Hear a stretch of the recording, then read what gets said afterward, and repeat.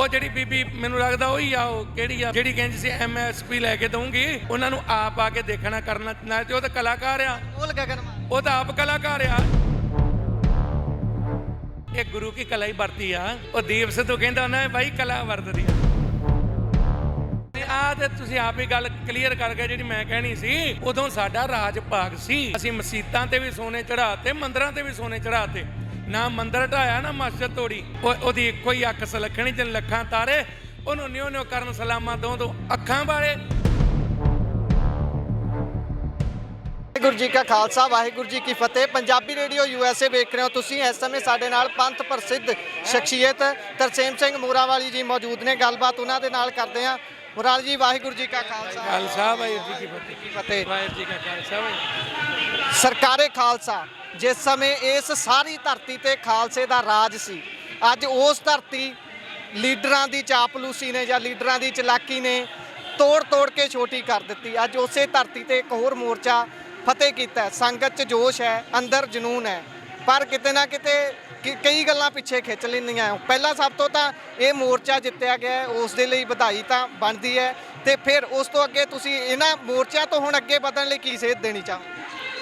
ਵੇਖੋ, ਮੈਨੂੰ ਬਹੁਤ ਇਸ ਗੱਲ ਦੀ ਖੁਸ਼ੀ ਹੋਈ ਆ ਵੀ ਤੇਰੇ ਵਰਗੇ ਨੌਜਵਾਨ 'ਚ ਐਡੀ ਵੱਡੀ ਤੜਫ ਆ, ਵੀ ਐਡੀ ਅੰਦਰ ਅੱਗ ਵਲਦੀ ਆ ਜਜ਼ਬੇ ਦੀ। ਇਸ ਗੱਲ ਦੀ ਵਧਾਈ ਆ ਤੁਹਾਨੂੰ ਸਾਰਿਆਂ ਨੂੰ ਹੀ। ਔਰ ਇਹ ਗੁਰੂ ਕੀ ਕਲਾ ਹੀ ਵਰਤੀ ਆ। ਉਹ ਦੀਪ ਸਿੱਧੂ ਕਹਿੰਦਾ ਹੁੰਦਾ ਬਾਈ ਕਲਾ ਵਰਤਦੀ ਆ। ਉਹ ਨੌਜਵਾਨ ਹੀ ਪਹਿਲਾਂ ਤਾਂ ਬਹੁਤ ਜਗਾ ਗਿਆ, ਸਾਰੇ ਤਕਰੀਬਨ ਉਹੀ ਨੌਜਵਾਨ ਨੇ ਜਿਹੜੇ ਅੱਗੇ ਲੱਗ ਤੁਰਦੇ ਕਰਦੇ ਆ। ਔਰ ਦੂਜੀ ਗੱਲ, ਪੈਰ ਧਰਨ ਨੂੰ ਜਗ੍ਹਾ ਮਿਲ ਗਈ ਆ, ਅੱਗੇ ਬਹੁਤ ਵਧੇਗਾ। ਔਰ ਦੂਜੀ ਗੱਲ, ਇਹ ਜਗ੍ਹਾ ਇਹ ਵਾਕਿਆ ਹੀ ਇਹ 100 ਕਿੰਨੇ ਖੇਤ ਸੀ, 28 ਕਹਿੰਦੇ ਕੋਈ ਜਾਂ ਕਿੰਨੇ ਵੀ, ਚਲੋ ਜਿੰਨੇ ਵੀ ਮਿਲਿਆ ਇੰਨੇ ਤਾਂ ਇਹ ਆਰੰਭਤਾ ਹੋ ਗਈ। ਉਹ ਤਾਂ ਸਭ ਕੁਝ ਹੀ ਹੜੱਪ ਕਰੀ ਜਾਂਦੇ ਸੀ। ਨਲਾਇਕੀ ਸਾਡੀਆਂ ਸਰਕਾਰਾਂ ਦੀ। ਉਹਨਾਂ ਉਹ ਜਿਹੜੇ ਬਣੇ ਹੋਏ ਆ ਹੈਰੀਟੇਜ ਨਾਲ ਰਿਲੇਟਡ ਆਪਣੇ ਸੰਬੰਧਿਤ ਅਦਾਰੇ, ਉਹਨਾਂ ਨੂੰ ਬਹੁਤ ਜ਼ਿਆਦਾ ਕੰਮ ਕਰਨਾ ਚਾਹੀਦਾ ਸੀ, ਨਹੀਂ ਕੀਤਾ। ਉਹ ਕੁਰਸੀਆਂ ਦੀ ਦੁਰਵਰਤੋਂ ਕਰਦੇ ਆ। ਉਹ ਜਿਹੜੀ ਬੀਬੀ ਮੈਨੂੰ ਲੱਗਦਾ ਉਹੀ ਆ, ਉਹ ਕਿਹੜੀ ਆ ਜਿਹੜੀ ਕਹਿੰਦੀ ਸੀ MSP ਲੈ ਕੇ ਦਊਂਗੀ, ਉਹਨਾਂ ਨੂੰ ਆਪ ਆ ਕੇ ਦੇਖਣਾ ਕਰਨਾ ਨਾ। ਤੇ ਉਹ ਤਾਂ ਕਲਾਕਾਰ ਆ, ਉਹ ਤਾਂ ਆਪ ਕਲਾਕਾਰ ਆ।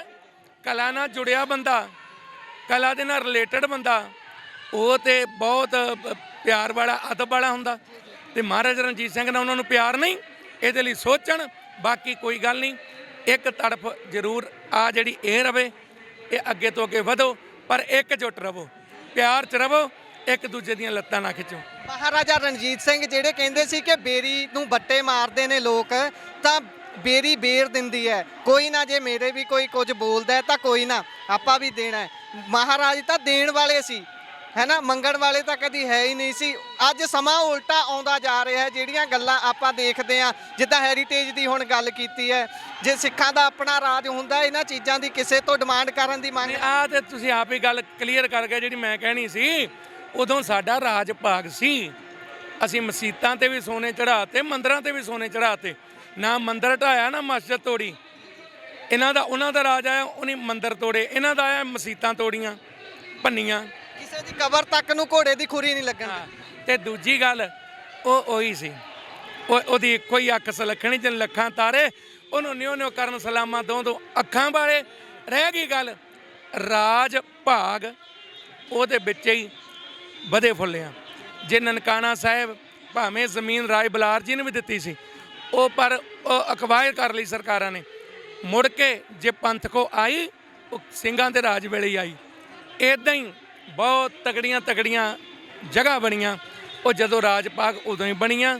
ਰਾਜ ਭਾਗ ਮਹਾਰਾਜ ਬਖਸ਼ਦਾ ਹੋਈ ਆ ਤਪੋਂ ਰਾਜ। ਪਰ ਜੇ ਰਾਜ ਚੱਜ ਨਾਲ ਨਹੀਂ ਕਰਦੇ, ਫਿਰ ਅੱਜ ਉਹ ਨਰਕ ਵੀ ਤਾਂ ਮਿਲਦਾ, ਫਿਰ ਉਹ ਨਰਕ ਵੀ ਭੋਗਣਾ ਪੈਂਦਾ। ਔਰ ਇਹ ਵੀ ਸੱਚ ਆ, ਕੁਰਸੀ ਤੇ ਬਹਿ ਕੇ ਕੋਈ ਸੰਪੂਰਨ ਉਤਰਦਾ। ਮਹਾਰਾਜਾ ਰਣਜੀਤ ਸਿੰਘ ਵਰਗਾ ਉਹ ਚੌਂਕੜੀ ਲਾ ਕੇ ਭਾਵੇਂ ਸੁਪਨੇ ਦੀ ਕਿਹੜੀ ਉੱਤੇ ਬਹਿ ਜਾਂਦਾ ਸੀ। ਉਹ ਇੱਦਾਂ ਨਹੀਂ, ਕਚਹਿਰੀਆਂ ਬੰਦ ਨਹੀਂ ਸੀ ਉਹਦੀਆਂ, ਉਹ ਤਾਂ ਐ ਸ਼ਰੇਆਮ ਬਹਿੰਦਾ ਸੀ। ਉੱਥੇ ਕੋਈ ਸ਼ੇਰ ਮਾਰ ਕੇ, ਚੀਤੇ ਮਾਰ ਕੇ ਲਿਆਉਂਦੇ, ਉੱਥੇ ਕੋਈ ਹਾਥੀਆਂ ਦੇ ਦੰਦ ਲੈ ਕੇ ਆਉਂਦਾ, ਉਹਨਾਂ ਦਾ ਅਦਬ ਕੀਤਾ ਜਾਂਦਾ, ਸੰਗਤ ਦੇ ਵਿੱਚ ਵਿਚਰਦਾ। ਇਹ ਬਣ ਨਹੀਂ ਸਕਦੇ, ਸਾਨੂੰ ਵੀ ਆਸ ਨਹੀਂ ਰੱਖਣੀ ਚਾਹੀਦੀ। ਚਲੋ ਸਮੇਂ ਦੇ ਲਿਹਾਜ਼ ਨਾਲ ਜਿੰਨਾ ਕੋਈ ਭਲਾ ਕਰ ਸਕਦਾ ਕਰੇ, ਤੇ ਇਸ ਗੱਲ ਦੀ ਬਹੁਤ ਵਧਾਈ ਸਾਰੇ ਸੱਜਣਾਂ ਨੂੰ। ਸਾਡਾ ਹੁਣ ਸਮਾਂ ਹੋ ਗਿਆ, ਹੁਣ ਕੁਛ ਭਾਈ ਸਾਹਿਬ ਤੋਂ ਇੱਕ ਵਾਰੀ ਧਾਰਨਾ ਜ਼ਰੂਰ ਸੁਣਾ ਦਿਓ। ਰਾਜਾ ਲਾਹੌਰ ਰਾਜਿਆ ਲਾਹੌਰ ਦਿਆ, ਰਾਜਿਆ ਲਾਹੌਰ ਦਿਆ, ਲੈ ਤੂੰ ਸਾਡੀ ਸਾਰੀ ਵੇ, ਇੱਕ ਅੱਖ ਨਾ ਸਾਨੂੰ ਵੇਖੇ ਸਰਕਾਰ ਵੇ, ਰਾਜਿਆ ਲਾਹੌਰ ਦਿਆ।